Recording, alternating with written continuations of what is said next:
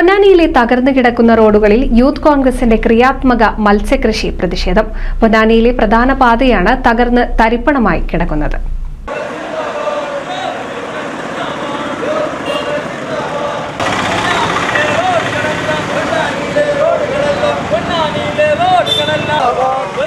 പൊന്നാനി നഗരസഭ, village office, mini civil station, കോടതി, മറ്റ് പ്രധാന സർക്കാർ സ്ഥാപനങ്ങൾ, കോളേജുകൾ, സ്കൂളുകൾ, മറ്റു വിദ്യാഭ്യാസ സ്ഥാപനങ്ങൾ, പൊന്നാനിയിലെ ടൂറിസ്റ്റ് കേന്ദ്രങ്ങൾ എന്നീ പ്രധാനപ്പെട്ട റോഡുകളാണ് യാത്ര ചെയ്യാൻ സാധിക്കാതെ കുണ്ടും കുഴിയുമായി കിടക്കുന്നത്.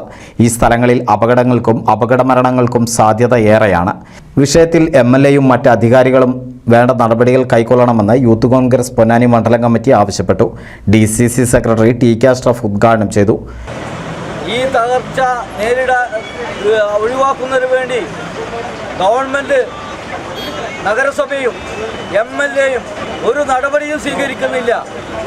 മാസങ്ങളായി പൊന്നാനിയിലെ ജനങ്ങൾ അനുഭവിക്കുന്ന ദുരിതം, കാൽനട യാത്രക്കാർ, വിദ്യാർത്ഥികൾ, സ്ത്രീകൾ, ടൂ വീലർ, ബൈക്ക് ഓടിക്കുന്നവർ, ഓട്ടോറിക്ഷ ഓടിക്കുന്നവർ, കാർ ഓടിക്കുന്നവർ ഒക്കെ വലിയ ഭീഷണി നേരിട്ടുകൊണ്ടിരിക്കുകയാണ്.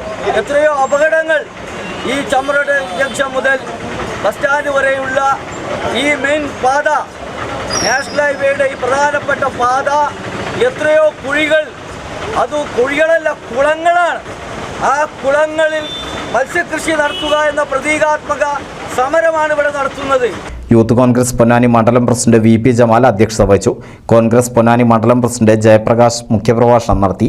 അർഫാത്ത് പുതുപൊന്നാനി സ്വാഗതവും യാസിർ നന്ദിയും പറഞ്ഞു. NCV news Ponnani. 12 വർഷത്തെ എക്സ്പീരിയൻസ്, 800-ലധികം വിദ്യാർത്ഥികൾ, ഉയർന്ന നിലവാരമുള്ള പഠന രീതികൾ, എക്സ്പീരിയൻസ്ഡ് ആയ മാനേജ്മെന്റ്, കൂടാതെ 100% ജോലി സാധ്യതയും. Salient paramedical institute, Edappal, Tirur.